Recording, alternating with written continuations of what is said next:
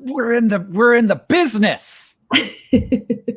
I only got 2 tweets fired off. I got a Blue Sky post and a regular tweet.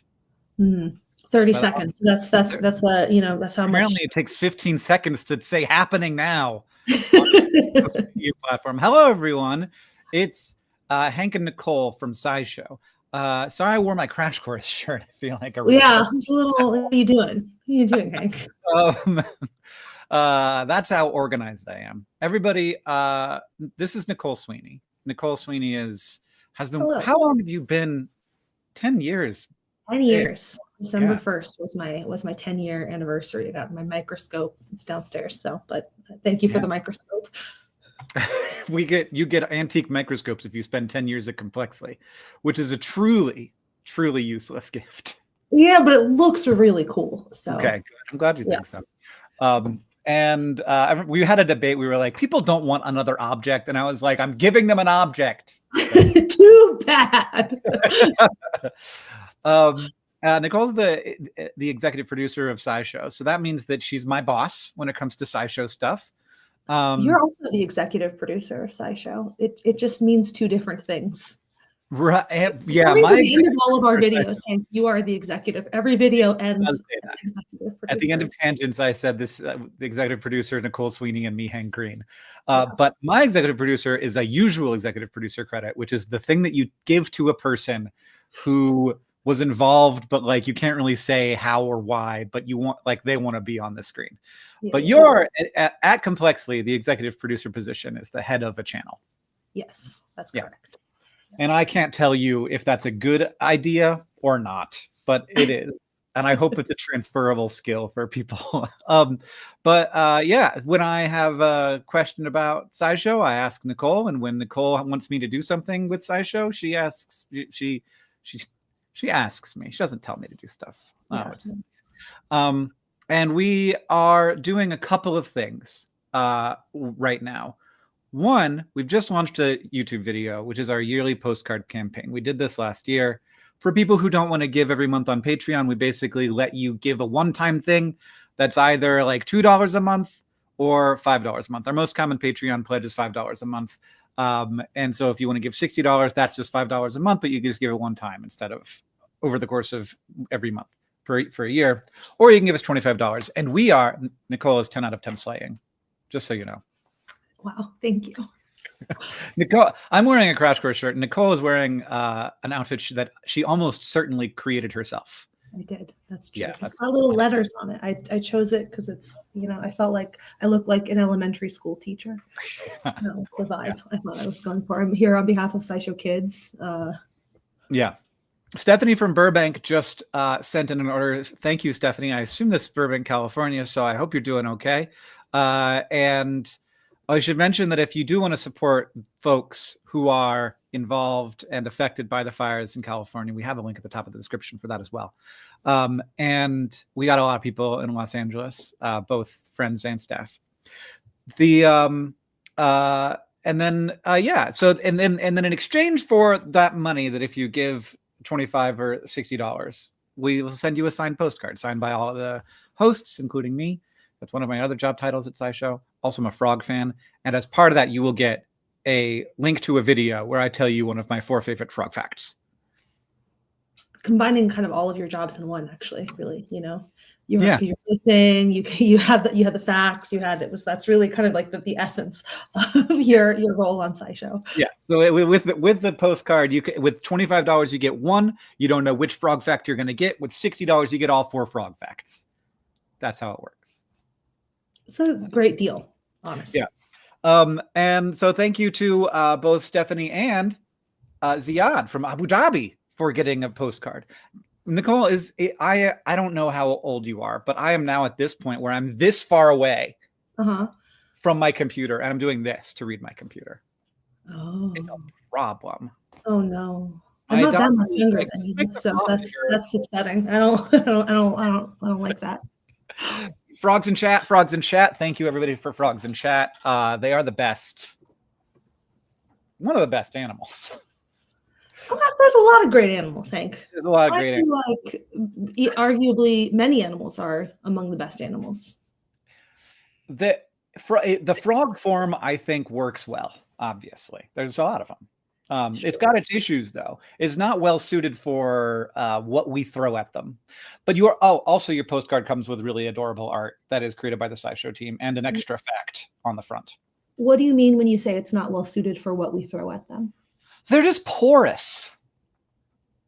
Sure. You know, like they don't handle like you pour something weird on me, it stays on the outside mostly. Right. You know, there's certain things that are like poisonous enough that just a tiny amount that'll get in will do damage. But for a frog, they drink through their skin. So you mean like literally things being thrown? You know, I wasn't like abstract. You mean literally? Yeah, well, you could pour it on them. You could toss it at them. You could just pollute their environment with it. They're an indicator species. You know, they're the kind of animal that gets hit hard early as a ecosystem gets affected by human stuff. So they're doing great, but less so now that we've tossed stuff at them. Now that we are here, and making choices, sure.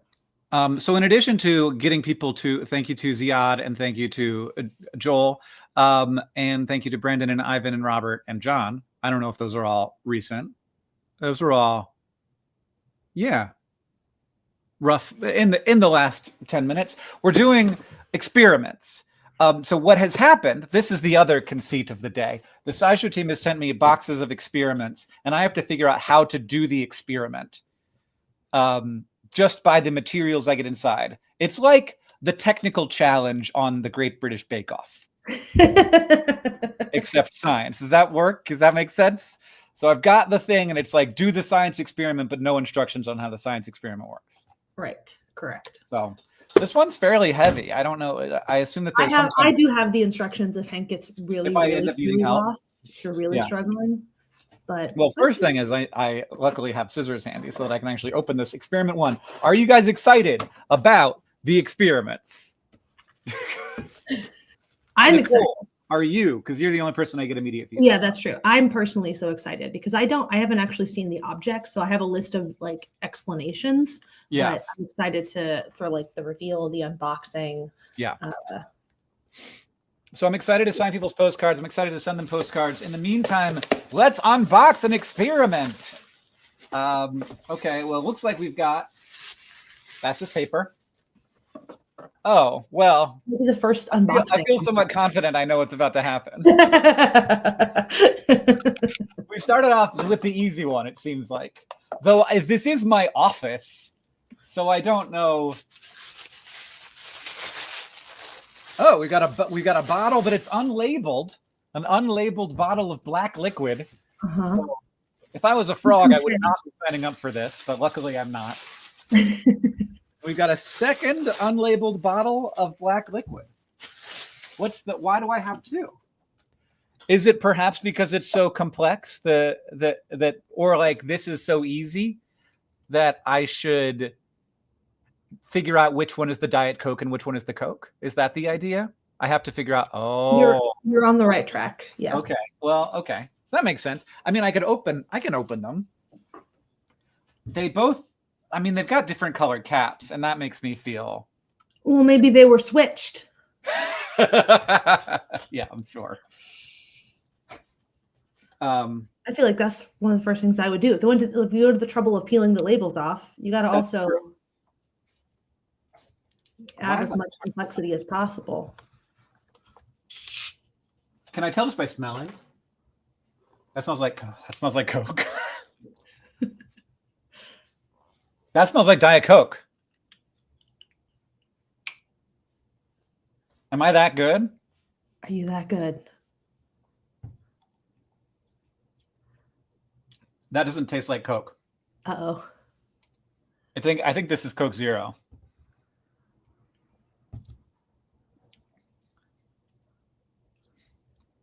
They're both. I mean, I'm pretty sure that neither of those have real sugar in them. Interesting. Do you know the answer to this question? I actually don't. There are 3. The instructions indicate there are 3 possibilities for what those bottles are.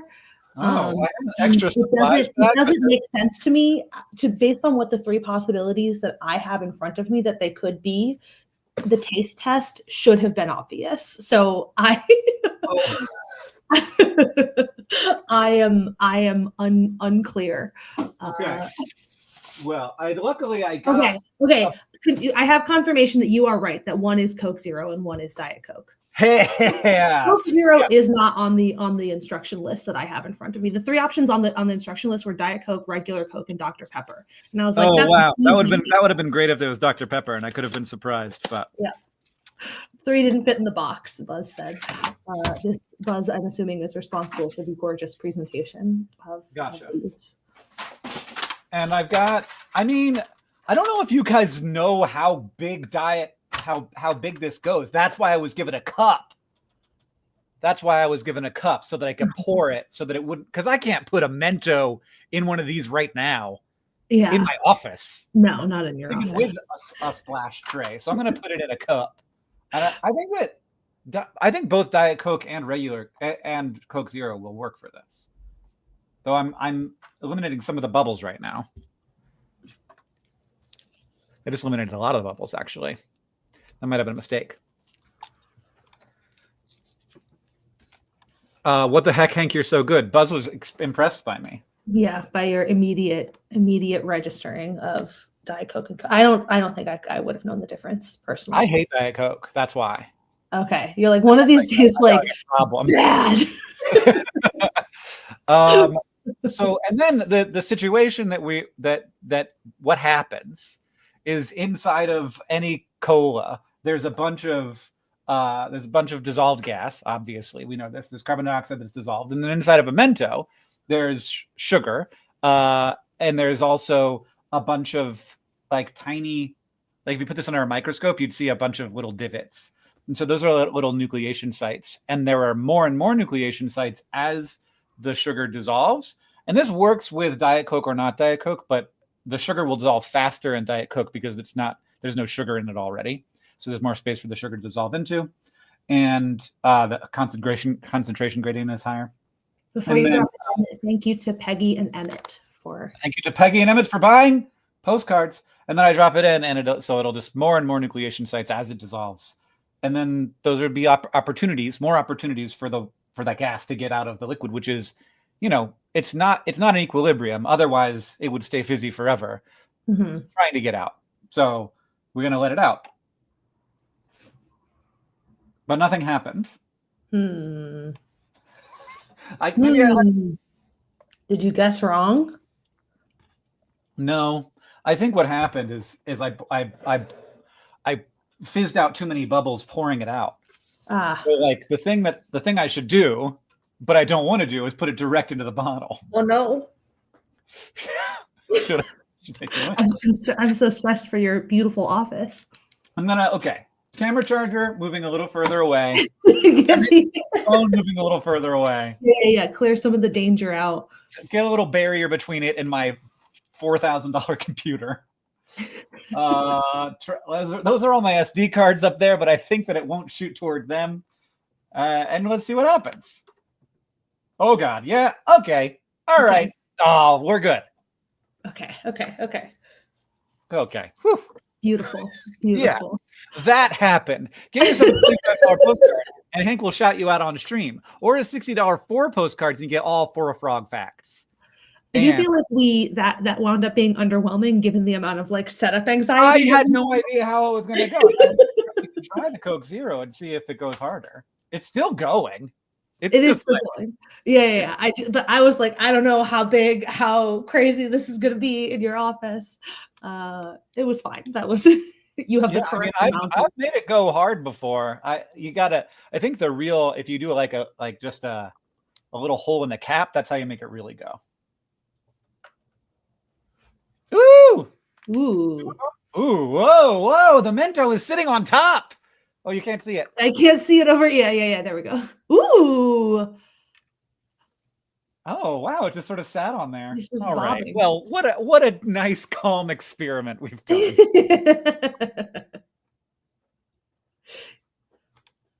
That didn't work. I couldn't stop it. Yeah. I didn't have the power. Well, you have that tray is going to be pretty full.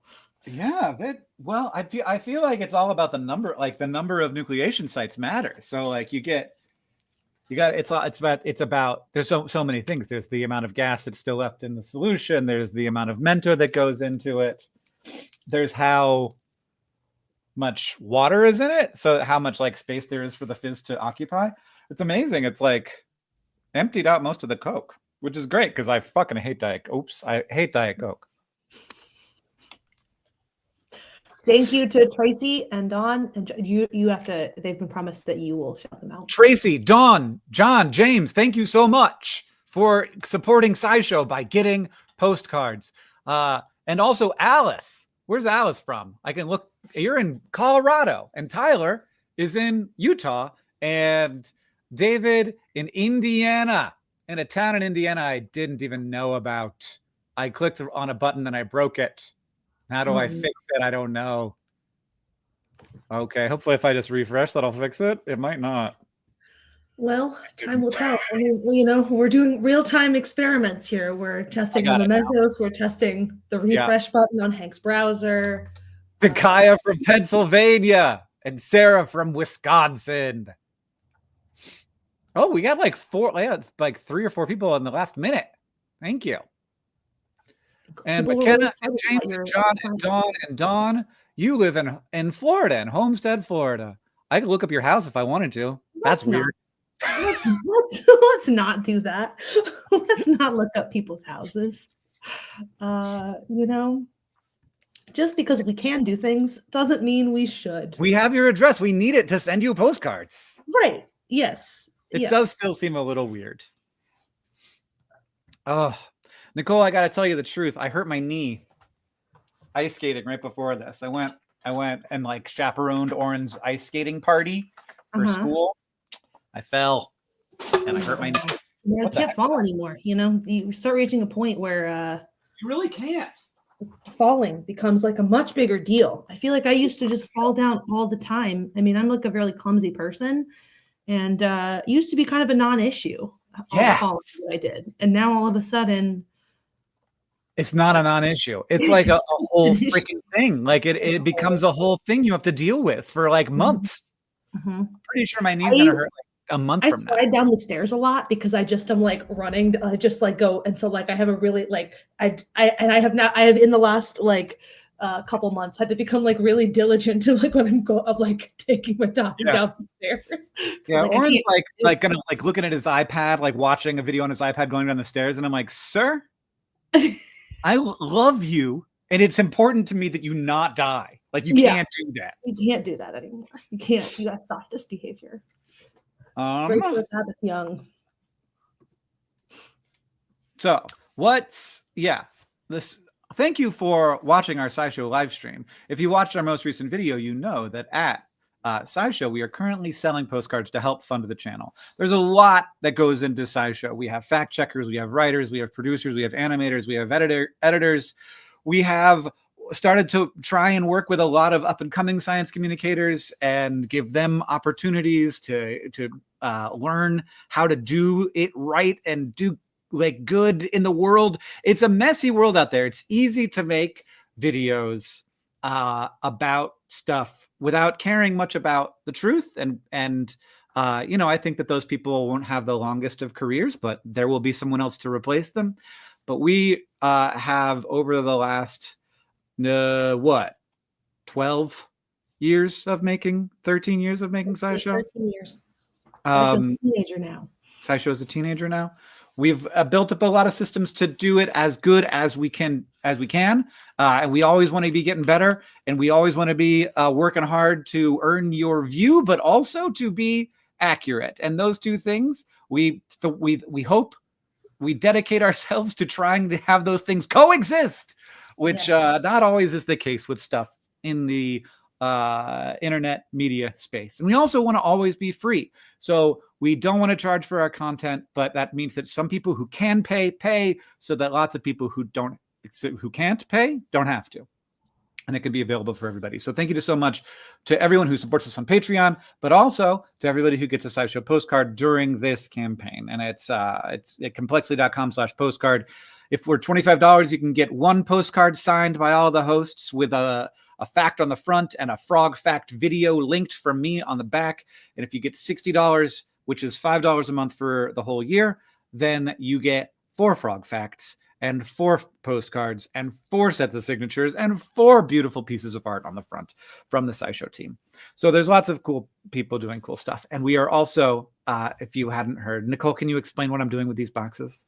Yeah, so Hank has a bunch of boxes from Buzz prepared these boxes for Hank. And inside are ingredients for experiments, but Hank does not know what the experiments are or the instructions. And I have a set of instructions in case he gets really lost, but his job here is to unbox the experiments and figure out how the experiments work and teach us what's happening, explain what's going on in the experiments as best as he understands them. So. Yes. I mean, I like a Diet Coke and Mento situation because like it isn't obvious that a gas can dissolve in a water. You know, that's very strange. Yeah. I think like when you see it with solids, like you put sugar in water and then it's not there anymore and then the water tastes sweet. But you put carbon dioxide in water, like that's like mostly, I mean, when I was a kid, nobody did that. Now you could buy a soda carbonator. Sure. And I in fact own one and they're great.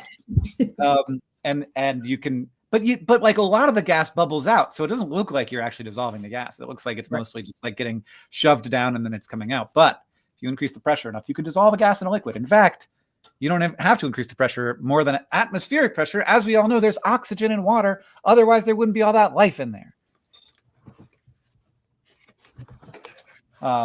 Not usually a ton of carbon dioxide in the water, though it does happen naturally in some situations. All right, so we've got a slightly different direction. There should be a plate. I have a plate. Okay. It's right here. It's on the floor. There's a plate. I'm going to switch over to other view here. Your unboxing camera. So we've got a wine cube, a Cabernet Sauvignon. That's not really where I expected to be going today. We've got a candle. I know this experiment, everybody. I'm familiar with this one. I think the idea is that you have to try and get the wine into the cup. I don't know. Like, I'm not. So like, what? I mean, I know what. There's usually like a question that starts this one out. It's like, how do you get the wine into the cup if the cup is upside down or something like that? But luckily, I'm like, are there matches? There are. Get the wine in the cup is the top line instruction here. That's the matches. Matches. Amazing. The oldest pack of matches from the top hat. Wow. Yeah. We're gonna mix the Diet Coke and the wine and see what happens. All right. Why though? Because we're always trying to do science. All right. This is the right. This is definitely the correct plate for this experiment. Thank you to Sarah, Kaya, Julie, Christopher, Raza, I think, John, Anne, Julianne, Rickert, Janet, Nancy, Stina, Pinky, Anne, and Lisa. That's a lot of people. A lot of people. It was a big old paragraph of people. Uh-oh. This isn't old backs of matches. Let's just that there are matches in there too. If you I'm using the matches. These are the matches. Those are the matches. Okay. I wasn't sure if those were just yours. I don't know if you just happen to have old top hat matches. These are old matches. Buzz, where did these old top hat matches come from?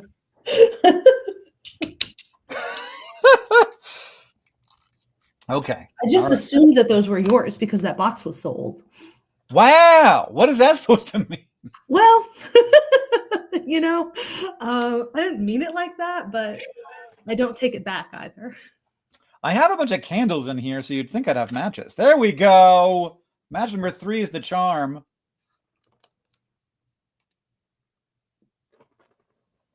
All right, now we're going to let that candle get nice and bright so that it's consuming a lot of gases. I'm gonna be So honest as with we you, I have know, the instructions here, and I still really do not understand what's happening. Like I'm like cross-referencing with what's going on, but I am genuinely mystified by what's going here. So what we all know what happens when a candle burns, right? Where the candle wax goes, we're aware of this. The wax is a fuel, it's burning, and in order to burn, it has to consume oxygen. And so what's going to happen is I'm going to put this on top of the candle, and it's going to keep burning for a little while until it consumes all of the oxygen in the cup. And I think that it's going to decrease the pressure inside of this as compared with atmospheric pressure, because it's going to have this like water seal with the wine. And then that's going to suck some of the wine up into the cup. I think that's what's going to happen. That tracks with the instructions. That tracks with the steps that I see in front of me.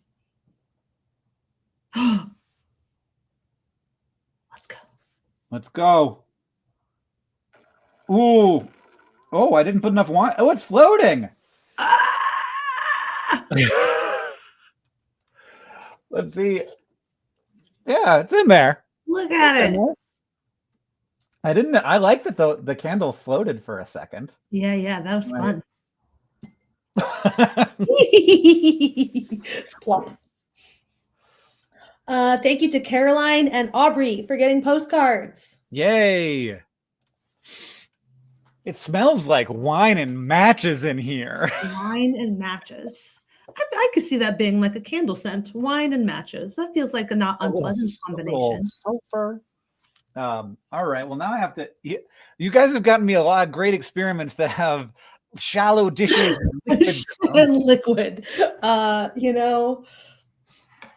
They weren't messy in the box. I don't know, Hank. Yeah, I really have no idea how you're going to get all of those out of there. That's like a separate experiment all unto itself. I mean, wild that I don't have paper towels in here. Yeah, that seems like a thing to rectify. Are there thing in here? I feel like you just need like a rod sticking out at an odd angle from one of those crazy bookshelves, and that's where you should add your paper towels. I have a. Oh, I do. There are paper towels. Yeah. Oh. There we go. Incredible. I was like, I have a paper towel holder. There's just no paper towels on it. Is literally what I thought. Thank you to Sam and Andrew for supporting SciShow by getting a SciShow postcard. And I'm going to look and see. So Andrew is from Utah, not so far away from here. And Sam is from Indiana. And then Iowa City, Iowa. Aubrey, thank you for your gift. Somebody is asking why wine and not just like colored water. Like, why wine? Oh, it's just like easy. It's like a dark colored liquid that's usually handy. Okay. But that would have worked with Diet Coke. Okay. I mean, I don't know, like the bubbles, is that going to change that in any way, the carbonation? That's a good point. That, you don't want to be adding any extra gases to your experiment. You want the biggest pressure differential possible. Yeah. And also you probably want it to be like somewhat of a viscous liquid. I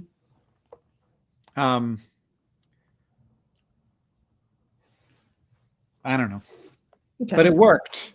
Yeah, it worked is the essential thing. And both of these experiments, it turns out, at the root of them, the weird thing about them is that air exists. Like gases are real, and like we forget that all the time because they're invisible. But I promise you they're real. And one way you know is that if you stop breathing, you die immediately. Well, you like kind of can't. I mean, if you stop breathing, like your body will say no. Breathe. You gotta hold your breath. Your body will say it's not even possible to not breathe. Yeah. Yeah. You like eventually I bet you could hold your breath long enough if you had the will. Yeah. To pass out. You'd like pass out and your body would say, okay, that's enough of that. Yeah. I'm taking over now. What are you doing, idiot? Take back control. My vision is It's not good. If you want to buy a SciShow postcard, you can do that at complexly.com/postcard to support the work that we do. There's lots of folks who work together really hard to try and make SciShow compelling, accurate, useful, informative. And we've been doing it for over a decade. And it's a tricky business to make work. We get a lot of views. And we sell ads on those views, but ultimately, we've never, since the beginning of the show, we have never been able to support it just on the money that we make. There's always been a crowdfunding component to SciShow, and we are so grateful to those people who can pay, who do, so that everybody can have access to it. That was a lovely message that was just up on the screen there for a second, but I went away. I lost it. It's from Neopifex. Maybe. I just want to say the postcard idea is awesome. I have an easier time donating when I get a physical object, even a signed piece of cardstock. A postcard is the perfect, meaningful yet cheap item. Smiley face. Well, thanks. I agree.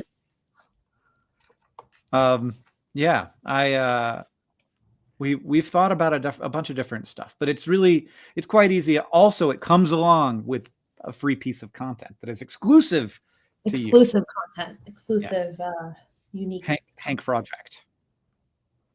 Again, combining all of Hank's. Do you want a salamander fact that I didn't use because it's a salamander fact? A bonus salamander fact. Yeah. Only for all of you joining us today. There is a species of salamander that among its ways of protecting itself is that when you try to bite one, if you're an animal that eats salamanders, is that its ribs will break and shoot through its skin and to become spines that it stabs you with in the mouth. Like Wolverine claws, but like ribs. I have no words. That's wild. Again, this is to all animals. All animals are maybe the best animal. I don't know. They're real weird. I love a salamander. It's true. They used to think salamanders were born from fire, which is the stupidest thing I've ever heard because they are the wettest animal. They are so really. I hate to do like old-timey people thinking things they were so stupid because they're generally speaking like making deductions with the information that they have available. Yeah. But I am gonna have to go ahead and say. That's pretty stupid. I don't know, man. They had a reason. It's because sometimes when you throw a log on a fire and the log burns, a salamander or two will run out. Oh, well. But sure. The idea that you wouldn't like just look inside the log. Do like any further investigation beyond that idea. Yeah. I think I probably would have noticed that sometimes there are salamanders inside of logs. Thank you to Alexander, who's in New York, and Britta, who's in Germany, for your recent postcard purchases. Both of you got the $60 all 4 frog facts. Stephen, I don't know, from Austin, I don't know what you got, but you got a lot of stuff. I'm going to go ahead and click on that order because you can buy more stuff. Oh, yes, he just paid $500 for the postcards. Wow. Thank you so much. Thank you so much. Stephen? Laser's telling me to talk about the signed script, but I think that should be Nicole's job because I don't know about that. Yeah, that you can. I mean, it's pretty much what it says. You can get a SciShow script signed by the SciShow team, which is pretty cool. That is awesome. Where do I get that? If I go to complexly.com/postcard. Maybe that's what they got. Oh, they did. That's what they got. That's what Stephen got. That's what they got. You know what we do have? So we don't always print out scripts, but we do usually print out, what is it called? A call sheet? Yeah. Like for the day's shoot where it's like says all the stuff that's happening that day. I've noticed that those are like all over the place now. So maybe we could sign those and have that be a thing someday. Oh, interesting. That's true. Admittedly, we're quietly, like just like a tiny bit lying to you because we don't actually routinely print these scripts out for. We used to. Yeah. It's like not really a thing anymore. But we're printing them out specially to send them to you on like a call sheet. I'm having a Mento. It's delicious. Turns out they're good for more than just experiments. Thank you to Nicholas, who got a postcard. Nicholas is from Madison, Wisconsin, one of the best places on earth.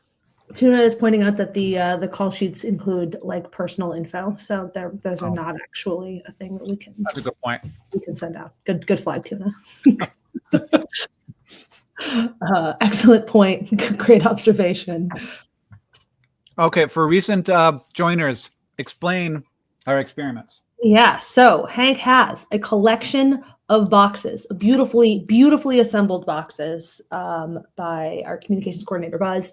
And in those boxes is a bunch of stuff that all goes together to create some sort of like common household experiment. And it's Hank's job to figure out what that experiment is, how the experiment goes. I have instructions for all the experiments. I don't actually have the Hank's sort of like encyclopedic knowledge of common household science experiments though. So there's a little bit of like shared mystery going on here.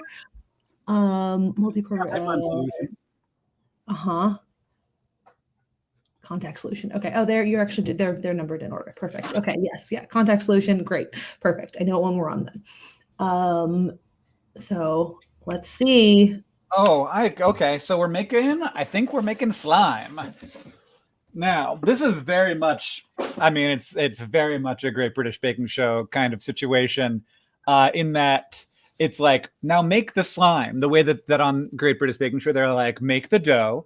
And I don't know what the proportions are for making slime.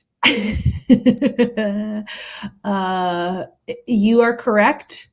That it is slime, and it also explicitly says here that we won't tell you the ratio of ingredients, so you have to figure out how to make slime with the stuff we give him. You still have to explain the chemical reactions to us. Oh, okay. Well, something's gonna polymerize, Nicole. What? They're gonna be polymers of something. Yeah. Polymers are when one thing gets repeated over and over and over again, so it can become a long chain of them, which is useful in making plastics mostly, but also other things. I think that slime might technically. I really do actually want to read these steps out to you directly, because step 1 and step 3, it's actually really incredible in context. So step 1, Hank makes slime, but we don't tell him the ratio of ingredients, so he has to figure out how to make slime with the stuff we give him. Step 2, Hank explains how the chemical reaction of the glue and the baking soda make polymer chains. And step 3 is to emphasize that you need the exact right ratios of ingredients for optimal slime texture. Yeah, but we're not going to tell you. Texture, we're going to have suboptimal slime texture. That's part of it. Thank you to Bailey and Karen and Harry for getting SciShow postcards. Thank you for supporting the show. This baking soda box has been leaking baking soda all over the place. Okay. Ew. I don't know why well, maybe I should actually measure. Let's do a tablespoon of contact lens solution, because that's the only real source of, well, I guess there's some wet in the glue too. And then we're going to do an orange of baking soda. Thank you to Hale for getting a signed script, which is also a very cool thing you can get at complexity.com/postcard. Okay. Oh my God. Oh, the glue doesn't come out very fast. Oh no. What's wrong? Just really struggling. Looks like you're struggling a little with your ratios. Well, I can tell you at the moment, this is not optimal slime texture. Okay. Benedict, it was just on screen. You didn't see it, but Benedict Cumberbatch in the chat says suboptimal slime texture was the name of my band in college. I'm pretty sure that you can't. Well, maybe I can. Let's just take the lid off the glue. And I did not even.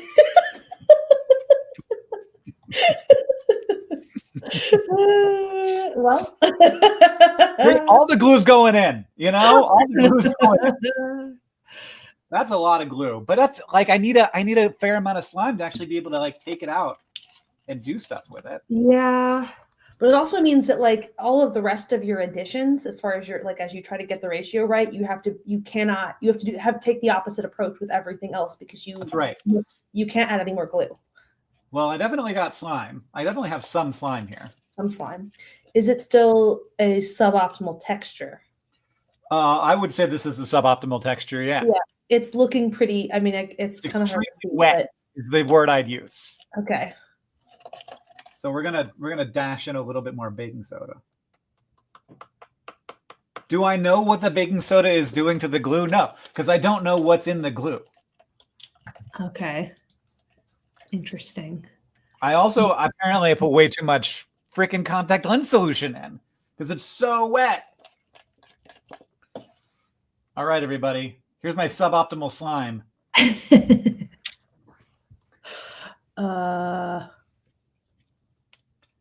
Feels like slime. Yeah, that's looking like slime. It's so wet. Yeah. I'm so glad I have paper towels. Uh-huh. It's super wet. It does not look pleasant to handle. Well, it's not unpleasant. Okay. But it's not, but it's like it feels like a problem long term. Okay. Okay. You're fine now. Yeah. Maybe if I keep mixing it, like it's starting to get a little less wet as I like handle it. Did I do it? I'm getting closer to optimal slime texture. Are you absorbing some of the liquid? No, I think that the baking soda and the glue are more mixed together, and it's creating probably. I mean, I don't actually know, but my guess is that the polymer actually creates pockets for water to exist inside of, and so it like traps the water in it. Yo, I think I have like a pretty optimal slime texture right now. Oh my gosh. Incredible. It might actually be a little like not wet enough. Oh yeah. Wow. I'm happy about this. I feel like this is going well. Slime. Wow. What a great little slime you got there. He did it. He did it. Now I barely even need a paper towel. I don't know if it's Laser or Buzz that's having the time of their lives over there with the ticker situation, but delightful. Whoever behind the scenes. I'm excited to take a shower after this. That's all Laser. Thank you, Laser, for I'm also having fun with Laser's like ticker choices here. There's a lot of people that make SciShow happen too. So just a reminder that there's a like very large team of people that go into doing things like this beautiful "He Did It" banner that you see at the bottom of your screen. Yeah, that's Laser's entire salary goes to that. That's correct. Hank, no, do not eat. Yeah, we have full-time people dedicated to telling Hank not to eat things. It's really important stuff here. I'm like so proud of myself right now. That was impressive. That was especially given the very clear the ratios are really important, and we're not going to tell you the ratios. Well, I think one of the big successes I had was getting it out of the cup where there was too much liquid. Yeah. That was science in action. Yeah. Eve, who is one of our associate producers, says that a large part of her job is exactly telling Hank not to eat something. So yeah, it happens more than you'd think. Sometimes. The other day there was a cheese stick in the studio that seemed like it had probably been not the cursed cheese stick. No. You're aware of the cheese stick situation. I am aware of the cheese stick. I was made aware of the cheese stick situation when I came out to see Jada last summer. Last summer. Last summer. I'm assuming it's the same. Has been around. Yes, it was already thank you. I was like, there's a word I'm looking for. Tuna Hiroka's apocalypse cheese. The apocalypse cheese. Yeah. I thought about trying it, and everybody was like, "No, you can't open it. It's going to smell terrible." And I was like, "This cheese stick is dehydrated. It's not going to smell bad. This is a processed food stuff at this point. This is a freeze-dried cheese stick. I bet I could eat it and be fine." But I didn't because Eve told me not to. Yeah, don't. Let's not. Jada was there at the end of July, and the cheese stick was already apocalypse cheese. I don't know how long it had been there at that juncture, but when I was in the studio the last week of July or first week of August, it was there and was already named apocalypse cheese. So I feel like let's not eat it. Let's set it aside. We've had a bunch of people come by and support recently. There's James. James is in Kalamazoo. There's Anthony, who is in Maine. There's Hale, who got their signed script in Boston. There's Harry, who is in Shrewsbury, which is in the United Kingdom. I only know about that because of John's weird sports obsessions. And Karen, who is in Pennsylvania. And also maybe Bailey. I'm not sure if we said Bailey in Maryland. I did, but you didn't. So okay. And that's really what we've promised them, that you would say their names. Well, Bailey, also Nicholas and Alexander.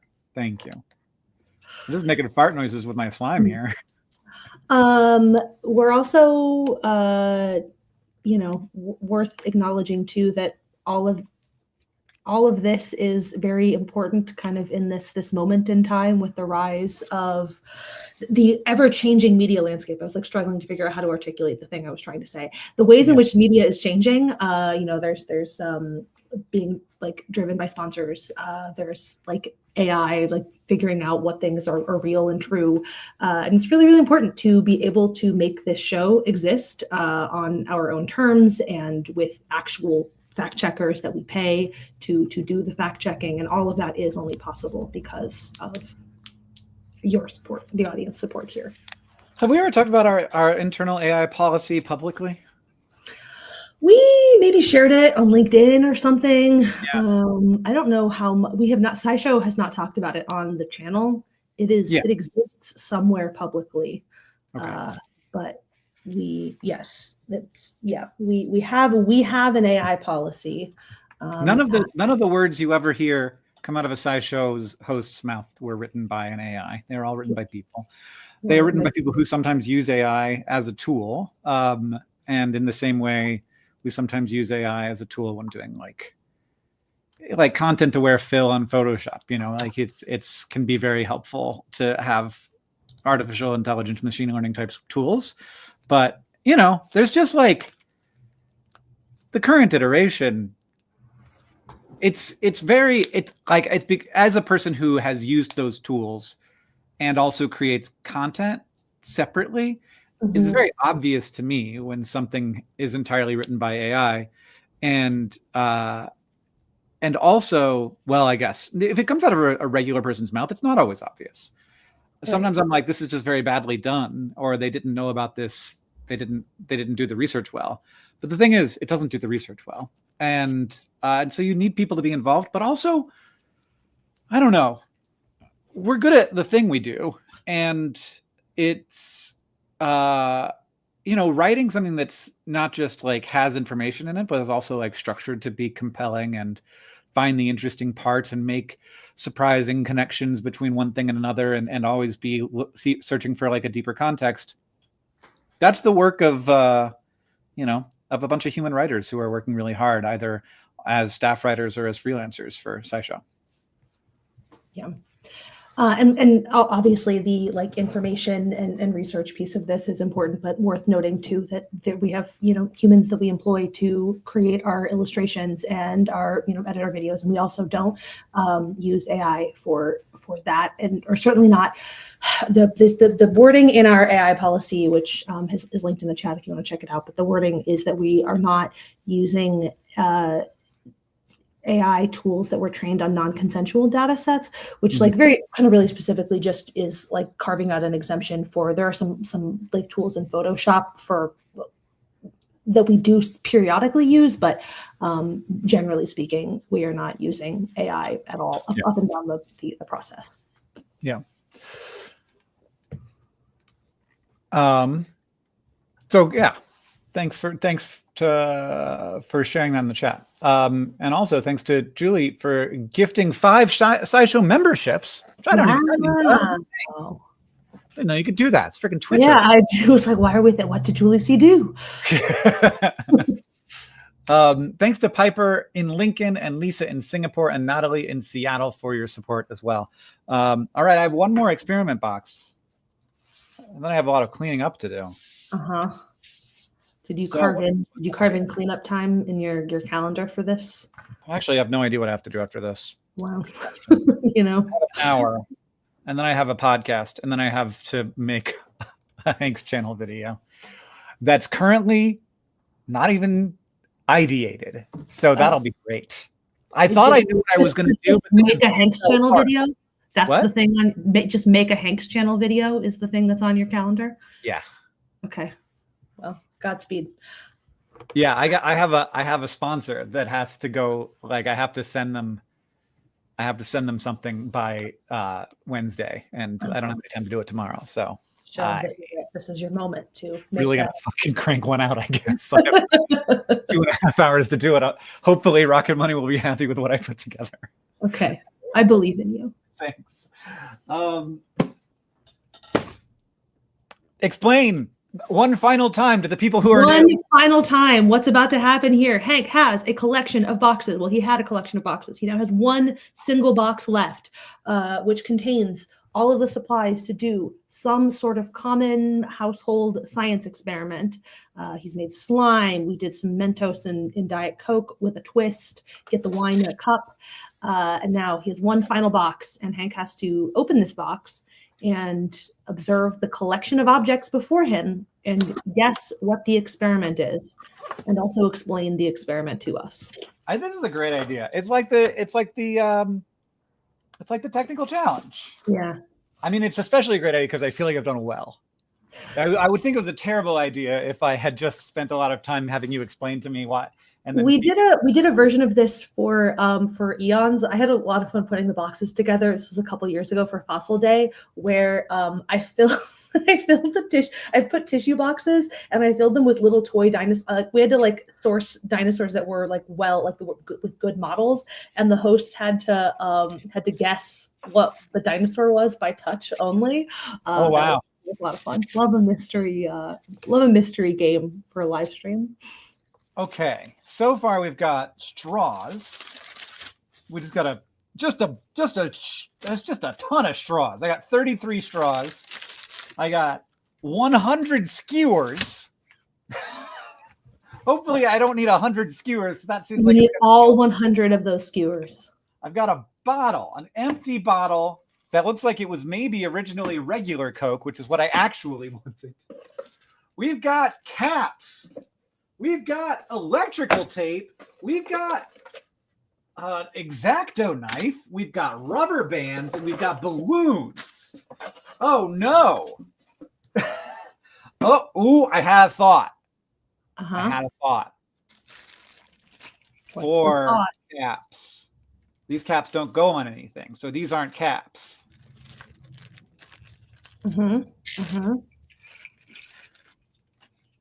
Oh my God, this is complicated though. This is electrical tape, which is that's definitely gonna come in handy. I'm just gonna unsheath my knife here. Will I bleed during this experiment? Well, I mean, one would hope that the answer is no, but I mean, once you introduce an X-Acto knife into it, the odds go way up. Sure. That does greatly increase the odds of that going up. So put my electrical tape here on the. That's going to come in handy at some point. We got balloons. I'm not sure what the rubber bands are going to do. So okay, I know what we're doing. time. Yeah. Okay. Yes, you have correctly guessed. Making a car. Do you know what the power mechanism is for the car? The balloon. Yeah. Air. It's air again. The theme of all of these. Now, do I know where the air is going to go? No. And do I know how the air is going to power anything? No. There's straws. I mean, like, do you want me to just, given that we're kind of at time here, like kind of walk you through the instructions? I have the instructions because I did not realize we were at time. Yeah, we're getting close. We're running out. Before I do that, thank you to Erica and Dalton and Matt. Thank you also to all of the people who joined or upgraded on Patreon, which is also very, very important. You know, we're trying to give you as many options as possible for ways to support the show. Let's see. So your instructions. Your first instruction is to cut 2 straws so that they are slightly longer than the width of the bottle. The width.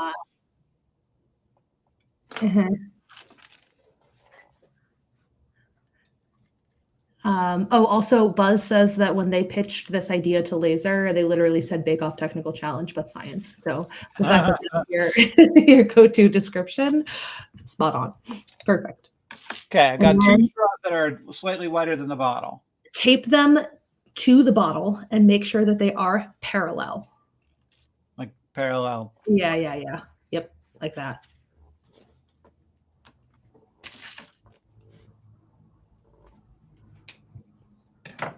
If anybody just happens to have all of these ingredients at home, you can follow along in real time. Okay, now you got to cut the skewers so that they are slightly longer than the straws. I mean, this is also this one is complicated enough that there is something having to have this like secondhand in this way is still, there's a degree of challenge here.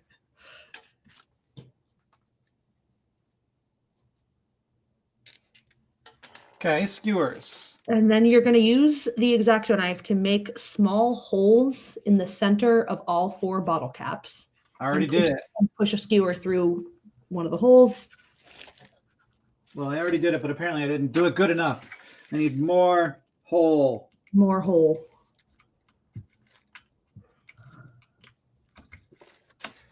Is that going to be good enough? Please don't hurt myself. All right. Well, first we're going to just... Postcards you can continue to buy for the rest of January too. If you're thinking about it, that option will still be available to you after this moment. But if you do it now, we will thank you on the stream, which is separately. Oh no, more hole. I just got quoted as in the chat. More hole, Nicole Sweeney 2025. Sounds like a Taskmaster challenge to be on. Oh yeah, because it's just the description. You just hearing me say do this. Yeah. I mean, you advanced to the next step on your own, which was pushing the skewer or threading the skewer through the straws, pointy end first. Push a bottle cap on the other end of the skewer. I feel okay at the moment. I don't know how this is actually going to result in a car that is powered. Which is the problem I was having in my brain at first. Sure. That's a fair concern. I also don't know because I'm trying to stay on track with the steps. Yeah, just tell me the steps. Just keep me okay. I've almost got all the thingies on. My holes are good.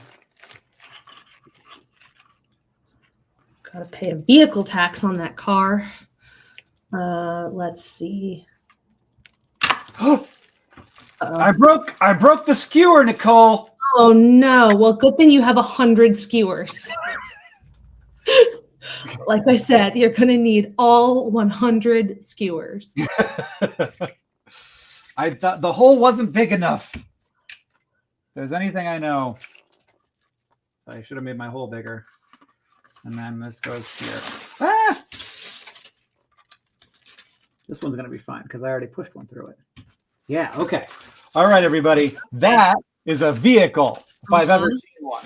You got your 2 axles. Perfect. So make sure your axles spin freely, which it sure looks like they're doing. Make sure the car rolls smoothly. It might get stuck if the wheels wobble or the axles are not parallel. Adjust as needed. Slide the short end of the 3rd straw into the neck of the balloon. So we're setting the car aside. We're now moving on to our engine, I guess.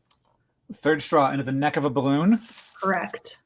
And then tightly wrap a rubber band around the neck of the balloon. I'm just stretching the balloon out. Got it. Okay. I was like, So wait.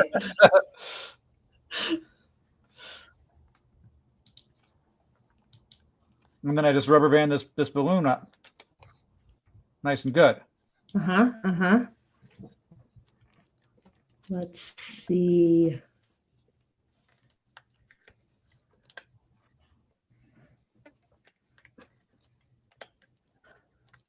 This car is going to get really good MPG, meters per gust.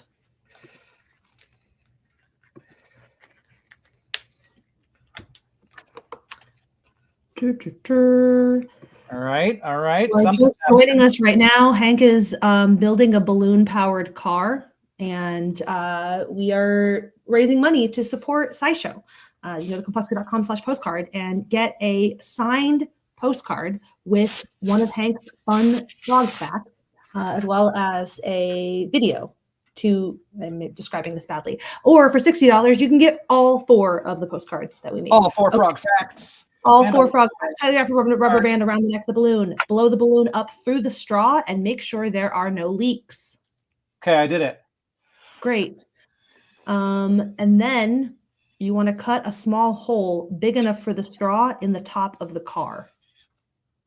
Cut a small hole in the car? Well, yep. I see a picture of it in front of me. Why don't I just tape it to the top of the thing? And then it'll do it.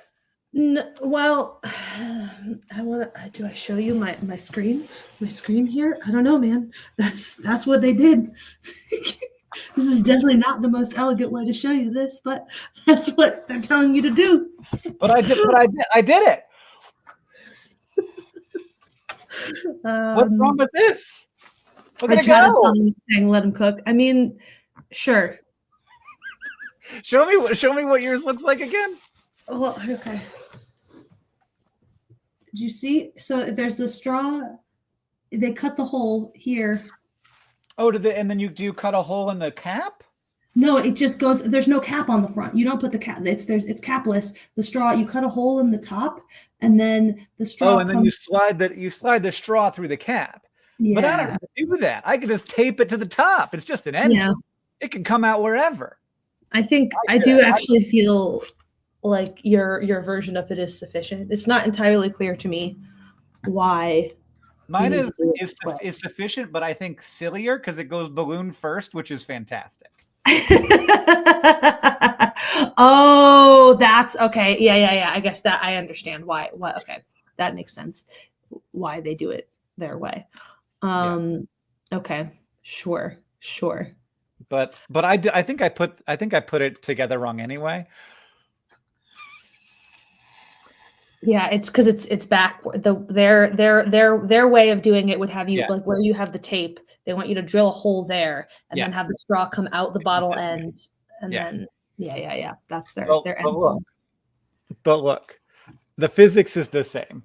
Again, air. There's more air pressure inside of the balloon than there is outside of the balloon. So the balloon's going to squeeze air out the back. And as the air gets thrown out the back, there's going to be an equal and opposite reaction thing going on. And it's going to have to go forward.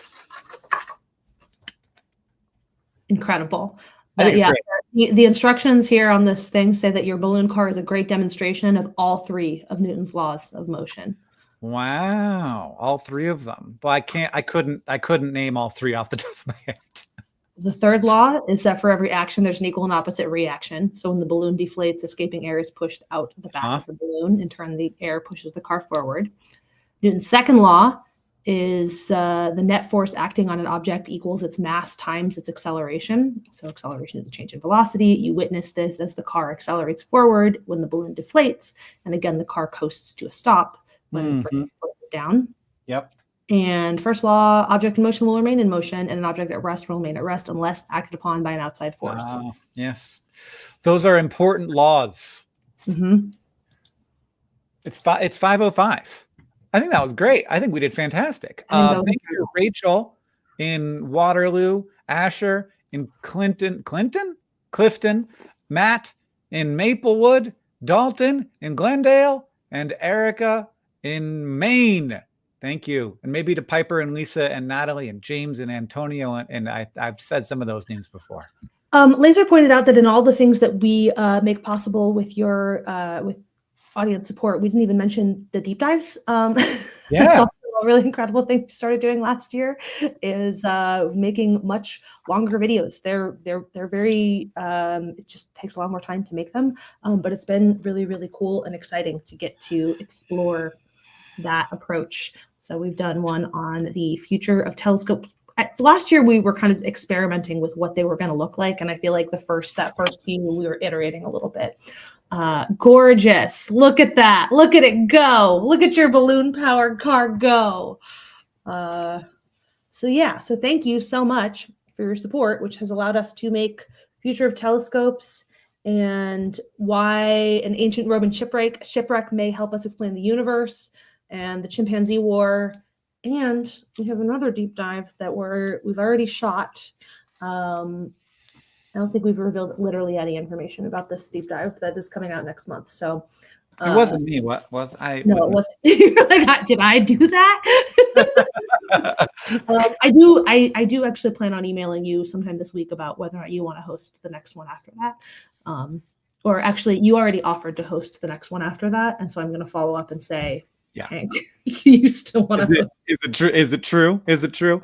Yeah, yeah. Daniel also is like, Hank, if you see deep dive topics, let me know. I don't know. I kind of think in shorter pieces of content usually. Yeah. So it's a different muscle to stretch. Sure. Though I've started to work, and well, maybe I should just send this to you. I don't know. I wrote a script that I was envisioning as like Vlogbrothers or Hank's channel. That's about why some diseases are easier than others to eradicate. It's not really a deep dive script, but like the more I've worked on it, the longer it has gotten, to the point where I don't know if I trust myself to fact check it perfectly on my own. And also it feels to me like it could use more, even though it's very long, it could still use more. Yeah. And I think that like it's such an interesting topic, especially with like, we got so close with polio, and now it looks like we might miss it. We might miss our chance a little bit. And then guinea worm looks like we'll actually probably get it. And just like what is it about diseases that make them possible to eradicate and other diseases not possible to eradicate? Turns out it's complicated and interesting. Yes, it's complicated. And it's the diseases themselves are complicated, but then also people are complicated too. That's one of the things for sure. And what I kind of wanted to know going into it is like, to what extent is COVID becoming endemic and uneradicable our fault? Mm-hmm. My takeaway is mostly like we could be doing a much better job of controlling it now. We could have done a much better job of controlling it throughout the process. But like after like March, it was kind of permanent. Because like we didn't know that, but there are a number of things about SARS-CoV-2 that make it really a bad candidate for eradication. Yeah. Above and beyond the human complication. Above and beyond the human thing. Yeah. And that made me feel slightly better. Yeah. I mean, because the place of despair at people for not like I don't know. That's just turns out it's like a heart disease specifically for a few reasons. Okay. Well, everybody, I'm having another Mento, which is probably the wrong time to do that. But as Eve knows, I have a hard time keeping stuff out of my mouth. It's so tempting. At least it's not apocalypse cheese. We've That's learned our a new lot. mascot for 2025 of SciShow. It's the apocalypse cheese. Ooh, a terrible idea. It's very chewy and makes me very salivary. But thank you for supporting SciShow. If you want to get a postcard, it's $25 for one. That helps us do a lot of SciShow. It's $60 for all four. Each one comes with an exclusive piece of content, which is me in the studio right here telling you about frog facts. And there's 4 different frog facts. You can get all 4 of them if you get all the cards, which is $5 a month. It's basically a years-long Patreon subscription without having to do the Patreon thing. We work really hard, and we will continue to work really hard to make SciShow a great thing. And this was very fun. And thank you to everybody who supported during the hour. But also thank you to everybody who's ever supported us, gotten a postcard, been a Patreon supporter, told somebody about the show, been a part of what we do in whatever way. We love your comments. We love your support, and we have a good time, and we will continue doing our best to earn that trust that you have put into us, and also to make great stuff that people love to watch. Just preach the message, get it out into the world. We can figure stuff out if we work together. Yes. Yeah. Thank you, Roger. Bye, everyone.